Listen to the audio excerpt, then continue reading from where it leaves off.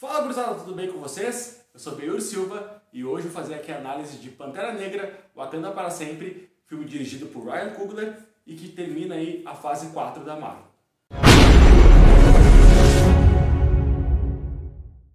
Antes de fazer, se inscreve no nosso canal, clique na setinha para receber novas notificações e curte aqui o vídeo. Wakanda perdeu seu principal herói e agora corre contra o tempo para colocar aí um substituto, já que Namor, o príncipe de Talocan, está chegando com tudo, com um exército para guerrear aí contra Wakanda e contra todos os países da superfície. Agora a Shuri e companhia tem que se unir e juntar essas forças para tentar derrotar o príncipe de Talocan. Confesso para vocês que fazer essa análise não vai ser uma coisa muito fácil, já que esse filme emocionalmente me tocou muito. Desde a entrada para o cinema, na pré-estreia ali, vendo que boa parte do público ali, talvez uns 70% ou até 80% dessas pessoas eram negras, o que mostra o quão importante a representatividade é na nossa vida, né? E quanto Pantera Negra foi parte disso, né? Chadwick Boseman foi uma figura fundamental e a perda dele é algo irreparável. O filme demonstra isso muito bem com um ar de luto, né? É um filme sobre luto. Pantera Negra 2 é aquele tipo de filme que tem uma aura pesada já, uma aura emocionante. A gente, desde os primeiros minutos, já sente que o filme vai ser aquele soco na cara, aquele tipo de filme que é difícil de assistir, mas que ao mesmo tempo é lindo de assistir. O filme conta com muitos pontos positivos, mas também tem muitos pontos negativos. E eu acho que isso talvez seja a parte que me toca no aspecto de querer que o filme fosse muito excelente e que ele não chegou lá, muito por conta também da perda, né, irreparável do Chadwick. Um dos pontos principais, inclusive, sobre isso, né, foram algumas entrevistas do Ryan Coogler que disse que o filme quase não saiu e que muitas coisas tiveram que ser mudadas, né, e a gente sente isso a cada segundo do filme. Começando pela montagem, a montagem é muito desestruturada, o filme ele é bem bagunçado, né? A gente sente que tinham muitos papéis importantes e que foram ajustados ali, principalmente pro Chadwick, né? O Pantera Negra era uma figura fundamental e sem ele o filme ele se dilui, né, completamente, o que é bom por um lado, mas por outro é bem complicado. E por que eu digo isso? Porque o filme ele tem 2 horas e 40 mais ou menos e realmente a gente sente o peso dessas horas passando, né? Porque são personagens demais, alguns deles sobram muito, principalmente o Everett Ross ali, que é o personagem do Martin Freeman, ele tá sobrando no filme, ele não tem praticamente nenhuma serventia, o arco dele é o mais fraco, a gente sente que se ele não existisse no filme não faria nenhuma diferença. Ele é meio que a conexão de Wakanda para fora do mundo, né? Fora daquela tensão que existe entre Talocan e Wakanda. A gente tem o Everett Ross ali no meio do caminho para a gente sair um pouquinho desse centro. Ele e a Riri Williams, que também é muito bem interpretada pela Dominique Thorne, são os dois personagens assim que ficam um pouco aquém, não por conta dos seus intérpretes, porque eu gostei muito do trabalho da Dominique Thorne aqui. Ela manda super bem, ela tá muito à vontade no papel, parece que ela tá há anos, inclusive. Só que eu acho que a Marvel tá refém demais da fórmula dela. Essa coisa de ter que apresentar personagens o tempo todo, desenvolver arcos, para poder pensar ali pra frente. Os filmes não se fecham mais neles, né? A gente não tem mais histórias fechadas nelas. E Wakanda para Sempre sofre com isso também. Os momentos de contemplação, os momentos de pensamento, de homenagem pro Chadwick são maravilhosos. Realmente não tem como a gente não ficar triste, não ficar pensativo de como a vida é finita com os trechos dele e também vendo como o elenco sentiu. Todas as situações são genuínas, a gente sente que os sentimentos dos personagens é genuíno por conta dos atores. A Letitia Wright, por exemplo, que pra mim é o grande destaque do longa, ela tá maravilhosa no papel. A gente sente que ela tá triste de verdade, né? As cenas dela são muito tocantes e a Shuri é uma personagem magnífica nesse filme. Ela evoluiu muito. Ela era aquela guria meio pentelha do primeiro filme e que só era engraçada e descolada e agora não, agora ela é uma mulher madura. Ela tem que tomar decisões difíceis, ela tem um arco muito interessante com o Namor. É uma dinâmica até bem interessante dos dois. Eu não esperava isso, mas tu vê que existe uma sinergia entre a Letitia Wright e o Tenoch Huerta, que tá muito bem também. Adorei o Tenoch Huerta, adorei o Namor.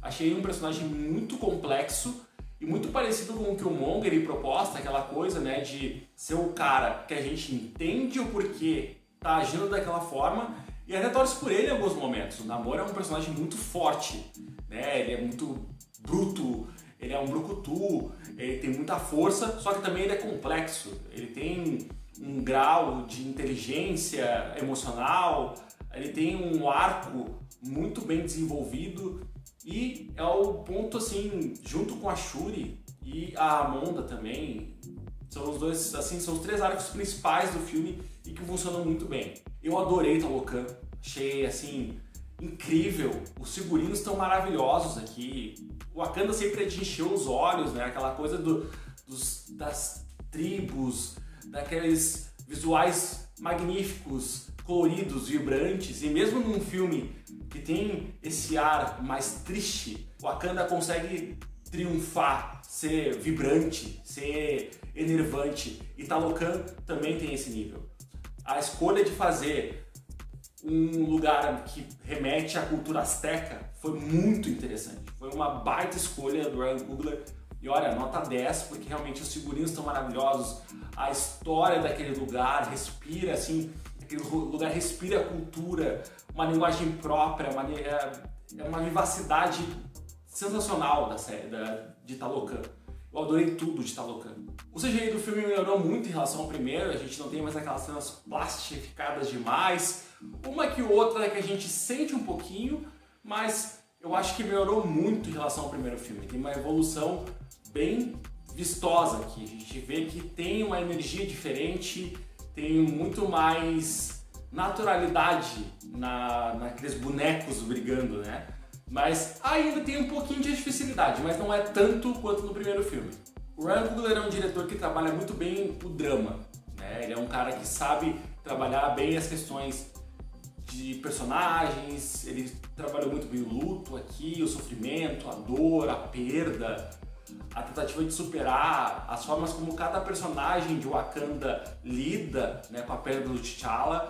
A gente tem aqui muitas vertentes, a gente tem a visão do Okoye, a visão da Nakia, a visão da Ramonda, a visão da Shuri, do próprio Ross. Cada um deles lida de uma forma com a perda do T'Challa. E aqui o Coogler consegue passar isso muito bem. Todavia, se por um lado ele consegue trabalhar muito bem a parte dramática, né, todo o peso da história, da trama, mais uma vez ele falha muito na ação. Eu achei a ação muito ruim, picotada. A gente fica com um problema para entender como eles estão posicionados, ele trabalha muito mal o cenário, as lutas são muito artificiais, muito cortadas e também são muito anticlimáticas. Em vários momentos as escolhas do Ryan Coogler na hora da ação não são tão boas e isso acaba destruindo um pouco a dinâmica do filme, né? As cenas de ação, elas são abaixo do que é apresentado no drama.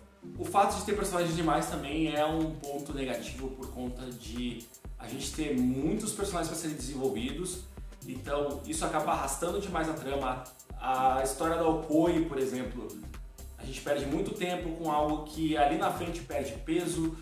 A Nakia, talvez, acho que é uma das que tem a melhor explicação, né? Porque de todos os personagens que nós temos aqui, ela que ficou mais tempo fora. Ela aparece só no primeiro Pantera Negra e depois ela só volta nesse. Ela não aparece em Ultimato nem em Guerra Infinita. Então as explicações que tem em relação à Nakia funcionaram pra mim.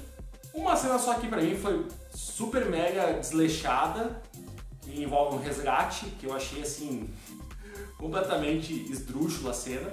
Mas a Nakia é uma boa personagem. Acho que não existem personagens ruins, na verdade, aqui. Fora o Ross, acho que o Everett Ross é o único que é o mais fraco mesmo. Desde o primeiro filme ele já não mostra muito a que veio e aqui ele tá completamente descartável. Assim como a Letitia Wright e o Tenoch Huerta, eu amei a Angela Bassett. Ela tem uma presença de tela magnífica, mesmo com sotaque, ela tem uma imposição de voz, é uma fala quase cantada, é uma coisa muito artística, né? Ela tem uma veia artística muito poderosa, a Angela Bassett. Na hora de se movimentar, de falar, de se impor. A Ramonda é uma personagem extremamente forte, que, cara, é assim, ó, ela enche os olhos na hora da atuação. Então a Angela Bassett, ela é simplesmente maravilhosa, não tem mais o que falar dessa mulher. A trilha sonora funciona muito bem, mais uma vez. O filme, ele trabalha muito a parte tribal, mistura os sons mais latinos com aquela coisa africana. A gente tem aqui uma mistura de sons, mais o hip hop. Então tem muita coisa aqui que se encaixa muito bem dentro da proposta do filme. Então é isso, gente. Eu acho que os pontos positivos realmente estão nas atuações, na dramaticidade do filme, né, na carga emocional.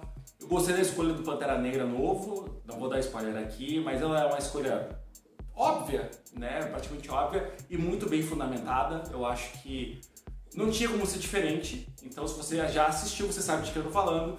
E eu gostei pra caramba, acho que encaixou legal, espero que dê muito certo.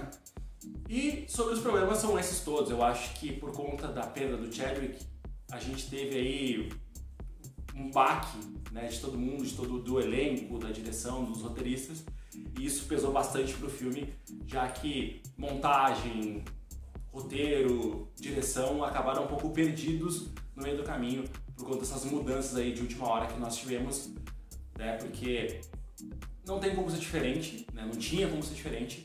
Então a minha nota é nota 13,5, o filme ele é bom, eu gostei do filme, mas eu acho que os problemas são muito visíveis e a gente não consegue não pesar isso, né? A gente tem aquela mistura da fórmula batida da Marvel que não tá mais segurando os filmes sozinhos, né? Fechando os arcos sozinhos, tanto que a Hayley Williams é uma prova viva disso, né? A gente poderia ser uma personagem que é apresentada no final como um easter egg, uma cena pós-créditos, ter ali só uma pontinha no final, mas ela tem todo um desenvolvimento no filme pra lá na frente no Armor Wars tá prontinha para ser apresentada. Algo que pra mim foi uma escolha ruim, já que a Marvel agora já tá entrando no ramo das séries e poderia muito bem trabalhar a Hayley numa série e depois ali colocar ela mais completa, né, em outro projeto. E vocês amaram Pantera Negra? Não amaram? Gostaram? Não gostaram? Acharam mediano? Comentem aqui embaixo. Nos seus redes sociais, se puder dar aquela forcinha na plataforma roxa, dando subscribe maroto, a gente agradece bastante. Tem conteúdos de Pantera Negra, a gente tem artigos sobre a Shuri, sobre o embarco, sobre o elenco do filme, tem a crítica em texto do primeiro Pantera Negra, tem a crítica do segundo Pantera Negra agora também em texto. Então, gente, tem conteúdo pra caramba de Pantera Negra e de outros personagens, também tem o Namor, tem também aí de vários personagens da Marvel, da DC, então o conteúdo é o que mais tem no Fidedigno. Então acessa lá fidedigno.com.br e se informe, se divirta, ou não concorda com a gente também, mas leia o conteúdo para vocês pelo menos entenderem melhor como a gente pensa. Muito obrigado e até a próxima!